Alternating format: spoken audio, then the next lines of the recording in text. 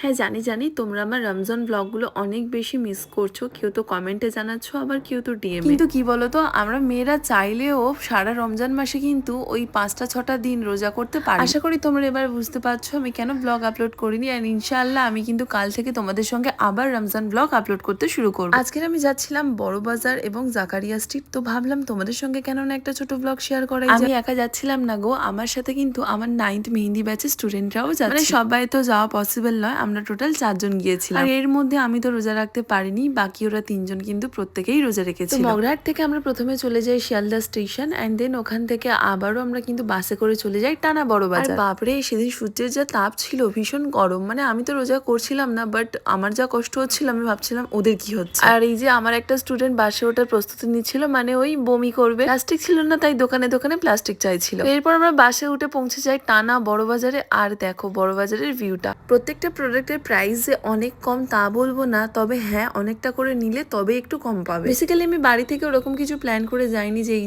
জিনিসটা কিনবো, যেটা ভালো লাগবে চোখে সেটাই নিয়ে নেবো। আমার স্টুডেন্টের একটু লেসের দরকার ছিল, তাই ও লেসের দোকানে গিয়েছিল। আর তারপর দেখো আমি এখান দিয়ে কিছু ক্লিপও নিয়েছিলাম। যেহেতু আমি ব্রাইড করি তো আমার প্রচুর সেফটি পিন এই সমস্ত কিছু লাগে। তবে আমি বড় বাজারে কিছু কিছু দোকান পেয়ে গেছিলাম যেগুলোতে আমি অনেক কম দামে পেয়ে গেছিলাম। তাড়াহুড়োর মাঝে তো আর সকালে কিছু খাওয়া হয়নি, তাই আমি এখানে লাঞ্চ করে নিয়েছিলাম। আর তেমন কিছু লাঞ্চ বলবো নাকি ব্রেকফাস্ট, এই দেখো স্যান্ডউইচ ছিল পানিরের। আর এখান দিয়ে আমি কিনে নিই আমার ইফতার পার্টির জন্য লাচ্ছাও। তারপরে আবারও কেনাকাটা শুরু করে দিলাম। এই সব থেকে আমি আমার স্টুডেন্টদের জন্য মেহেন্দি নিয়ে নিয়েছি। এরপর একটু হাঁটতে হাঁটতে চোখে পড়ে যায় এই দোকানটায়, যেখানে ইয়াররিংস এর কালেকশন কিন্তু ভীষণ সুন্দর। এরপর একটা জিনিস দেখো, এই যে স্পুন গুলো দেখছো এগুলো কিন্তু 3 টাকা করে দাম পড়েছিল। মানে ভাবতে পারছো, মাত্র 3 টাকা। আর এই যে আমার ছানাপোনা গুলো আর একজন ক্যামেরা ধরেছিল। এরপর আমরা কিনে নিই মেহেন্দির জন্য বোল। আর এখান দিয়ে বোল কেনার পরে আমরা পাশের একটা দোকান দিয়ে নিয়েছিলাম অনেকগুলো। এখানে প্রচুর ভ্যারাইটিস ছিল এবং প্রাইসও কিন্তু অনেকটা বেশি অন্যান্য দোকানের থেকে কম হচ্ছে। এত কিছু বয়ে নিয়ে যেতে হচ্ছিল, সেটা তো ভীষণ বিরক্তিকর ছিল। আর তারপরে বারবার করে আমরা মুখ ধুচ্ছিলাম কারণ প্রচন্ড গরম। তখন বাজে বিকেল 4টে। আমরা বড় বাজার থেকে হেঁটে হেঁটে চলে যাচ্ছিলাম জাকারিয়া স্ট্রিটের দিকে। অদ্ভুত দামিটা দেখে আমার ভীষণ হাসি লাগছিল, মানে ওর হেয়ার স্টাইলটা। জাকারিয়া স্ট্রিটে ঢুকে একটু হাঁটতে না হাঁটতে আমরা এই শপটা পেয়ে যাই, যেখান থেকে আমি এবং আমার স্টুডেন্টরা মিলে এরকম কিছু পাকিস্তানি স্যুট নিয়ে নিই। এগুলো একদম ফিক্সড প্রাইস ছিল 1200 টাকা করে। যেহেতু আমরা একসাথে অনেকগুলো নিচ্ছিলাম তাই দাদা 1100 টাকা করেই নিয়েছে। হ্যাঁ, একটা ব্লগে তো সবকিছু শেয়ার করা পসিবল নয়, তাই তোমরা কিন্তু আমার নেক্সট ব্লগে দেখতে পাবে জাকারিয়া স্ট্রিটে আমরা কি কি খেলাম বা কি কি দোকান আছে বা কি কি যাবে,